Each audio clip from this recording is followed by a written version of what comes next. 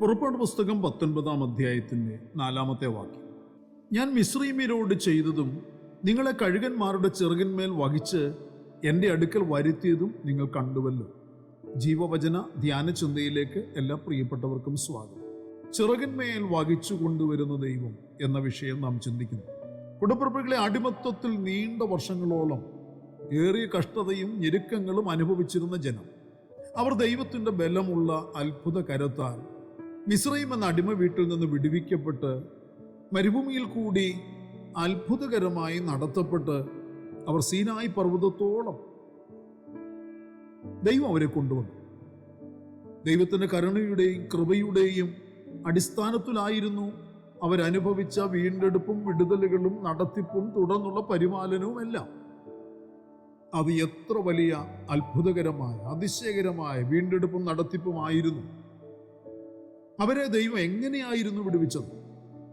എപ്രകാരമായിരുന്നു അവരെ കർത്താവ് നടത്തിയത്? അവരെ ദൈവത്തിൻ്റെ പർവ്വതമായിരുന്ന സീനായി പർവ്വതം വരെ കൊണ്ടുവന്നത് ഇത്രയേറെ അത്ഭുതകരമായ അതിശയകരമായ നിലയിൽ ആയിരുന്നു എന്ന് വളരെ ആലങ്കാരികമായി പറയുന്നതാണ്. ഞാൻ മിസ്രയീമിനോട് ചെയ്തതും നിങ്ങളെ കഴുകന്മാരുടെ ചിറകിന്മേൽ വഹിച്ച് എൻ്റെ അടുക്കൽ വരുത്തിയതും നിങ്ങൾ കണ്ടുവല്ലോ എന്നുള്ള ഈ വസ്തുത. ഇതുവരെ നിങ്ങൾ അനുഭവിച്ചത്, ഇപ്പോൾ നിങ്ങൾ അനുഭവിച്ചു കൊണ്ടിരിക്കുന്നത് എൻ്റെ കൃപയുടെ അടിസ്ഥാനത്തിൽ മാത്രമാണ്. ആ കൃപയുടെ തണലിൽ വസിച്ച് ദൈവത്തെ കേട്ട് അനുസരിച്ചാൽ അവർ എന്തായിത്തീരുമെന്നുള്ളത് അവരെ അറിയിക്കുകയാണ് തുടർന്നുള്ള ദൈവിക സന്ദർശനത്തിൽ കൂടെ. സകല ജാതികളിലും വെച്ച് പ്രത്യേക സമ്പത്തായിരിക്കും. നിങ്ങൾ എനിക്കൊരു പുരോഹിത രാജ്യവും വിശുദ്ധ ജനവുമാകും. പ്രിയരെ, ഇത് ഒരു കൃപയുടെ അനുഗ്രഹമാണ്. കൃപയുടെ അനുഗ്രഹം അനുഭവിക്കാൻ വിളിക്കപ്പെട്ടിരിക്കുന്ന ജനം, മരുഭൂപ്രയാണത്തിൽ വെച്ച് ദൈവം തനിക്ക് സ്വന്തമായി വേർതിരിച്ച ഈ ജനത്തോട് സംസാരിക്കുന്നതാണെങ്കിലും ഇതൊരിക്കലും ഒരു ന്യായപ്രമാണത്തിന്റെ ശബ്ദമല്ല, മറിച്ച് കൃപയുടെ ശബ്ദവും അനുഗ്രഹവുമാണ്.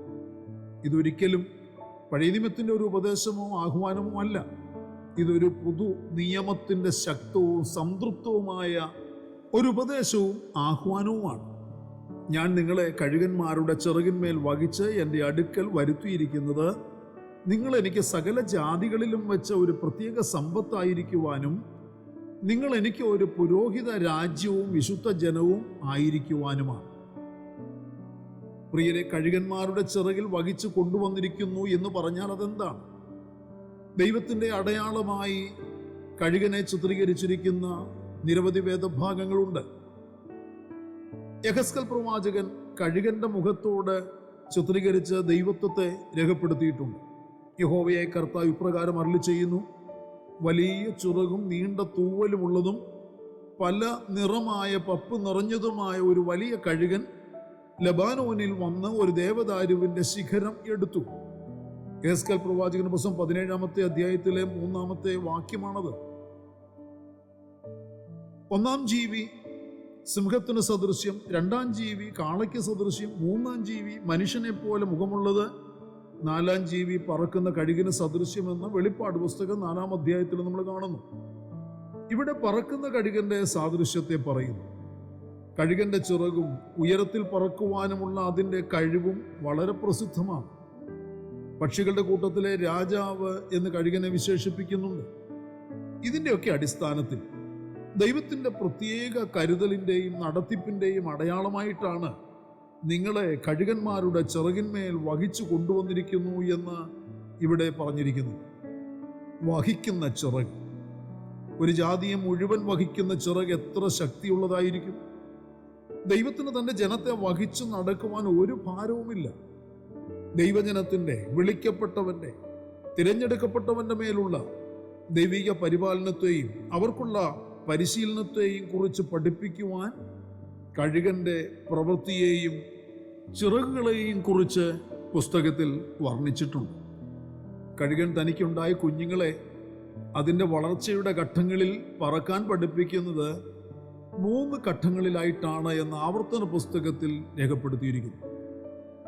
അതിൽ 3-ാമത്തെ ഘട്ടം എന്നത് തൻ്റെ കുഞ്ഞുങ്ങൾ ഉയരത്തിലുള്ള കൂട്ടിൽ നിന്ന് താഴേക്ക് പതിക്കുമ്പോൾ, അർത്ഥാൽ അത് ഏറ്റവും വലിയ കഷ്ടതകളിൽ കൂടി കടന്നു പോകുമ്പോൾ അതിനെ സംരക്ഷിക്കുവാൻ വേണ്ടി താഴേക്ക് പറന്നു വന്ന് തൻ്റെ ചിറക് വിരിച്ച് താഴേക്ക് വീഴുന്ന തൻ്റെ കുഞ്ഞിനെ ആ ചിറകിൽ മീതെ വഹിക്കുന്ന ഘട്ടമാണ്.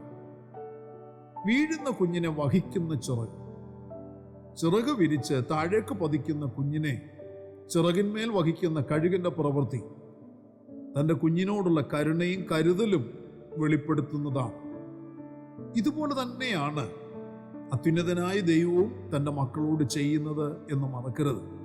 സങ്കീർത്തനം 103 വായിക്കുന്നു, അപ്പന് മക്കളോട് കരുണ തോന്നുന്നത് പോലെ യഹോവയ്ക്ക് തൻ്റെ ഭക്തന്മാരോട് കരുണ തോന്നുന്നു.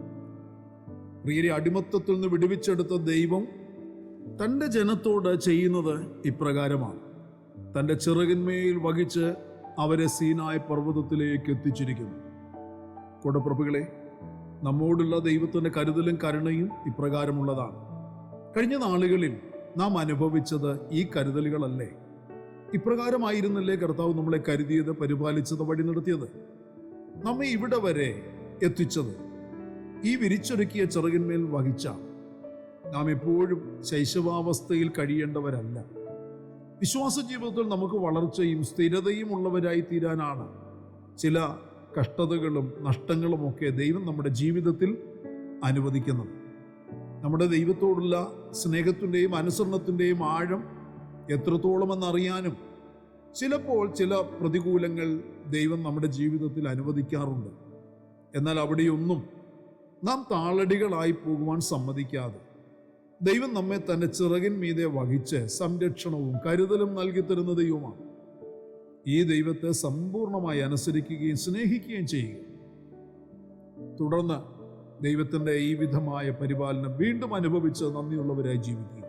പ്രാർത്ഥനയ്ക്കായി നമ്മുടെ കണ്ണുകളെ പരിശുദ്ധനായ ഞങ്ങളുടെ സ്വർഗീയ കർത്താവേ, വീണ്ടും നല്ലൊരു ദിവസം കൂടെ ദാനം തന്ന വൻകൃപകൾക്കായി സ്തോത്രം. ഇന്ന് ഈ പ്രഭാതത്തിൽ ഞങ്ങൾ കേൾക്കപ്പെട്ട ധ്യാനിച്ച തിരുവചന ഭാഗത്തിനായി നന്ദിയോടെ സ്തോത്രം.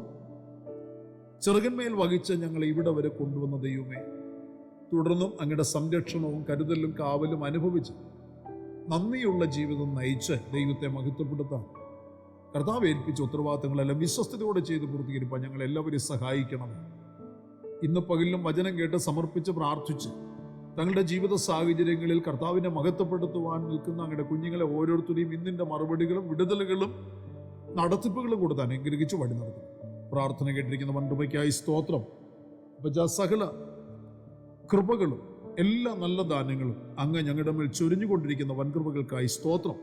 മഹത്വം അങ്ങയ്ക്ക്. സകലത ഞങ്ങൾക്ക് വേണ്ടി ജീവൻ തന്നു യേശു ക്രിസ്തുവിന് ധന്യമായ നാമത്തിൽ താഴ്മയോട് അപേക്ഷിക്കുന്നു. ദയ തോന്നി കേൾക്കുമാറാകണമേ. ആമേൻ. പ്രിയ വചനങ്ങളാൽ പരിശുദ്ധനായ കർത്താവ് എല്ലാവരെയും അനുഗ്രഹിക്കട്ടെ. നമ്മുടെ വാഴ്ത്തപ്പെട്ട കർത്താവിൻ്റെ വരവ് അടുത്തിരിക്കുന്നതിനാൽ അവൻ്റെ വരവിന് വേണ്ടി നമുക്ക് ഒരുങ്ങി കാത്തിരിക്കാം. മാറാനാഥ.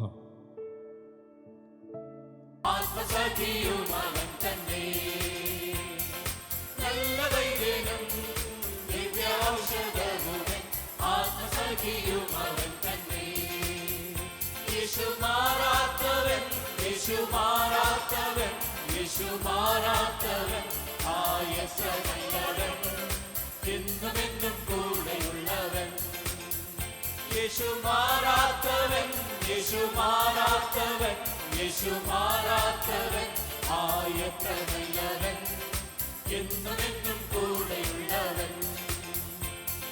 തേജസ്സിൽ വാസം ചെയ്യുന്ന വിശുദ്ധർക്ക് അവകാശം ഞാനും പ്രാപിപ്പാൻ. തേജസ്സിൽ വാസം ചെയ്യുന്ന വിശുദ്ധർക്ക് അവകാശം ഞാനും പ്രാപിപ്പാൻ.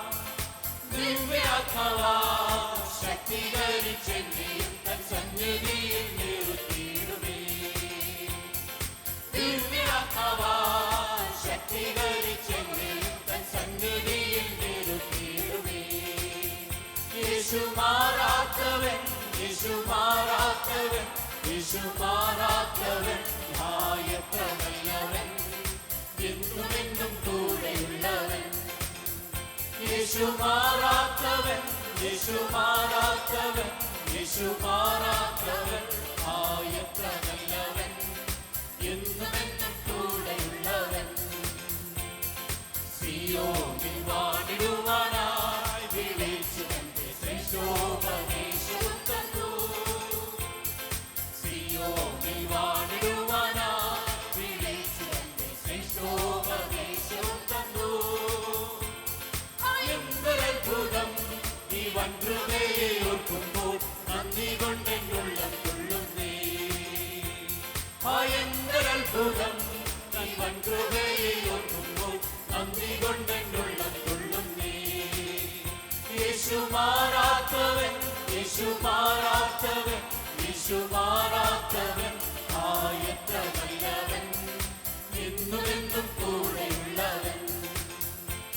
യേശു മാറാത്തവൻ, യേശു മാറാത്തവൻ, യേശു